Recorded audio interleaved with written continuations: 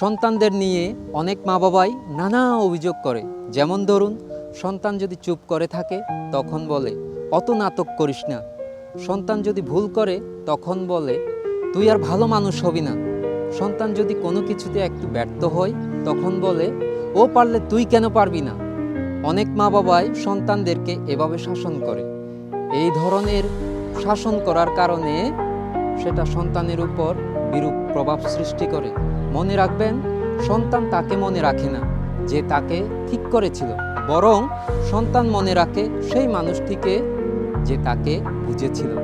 এভাবে শাসন না করে বরং সন্তানের কি অসুবিধা হচ্ছে, কোথায় তার প্রবলেম, এটা বোঝার চেষ্টা করুন। কারণ এটা যদি আপনি ধরতে পারেন, বুঝতে পারেন, তাহলে দেখবেন সন্তান এবং আপনার মধ্যে যে দূরত্ব রয়েছে সেটা এমনিতেই কমে যাবে। তাই সন্তানদেরকে শাসন করার চেয়ে বোঝার চেষ্টা করুন। ভবতু সব্যমঙ্গলং।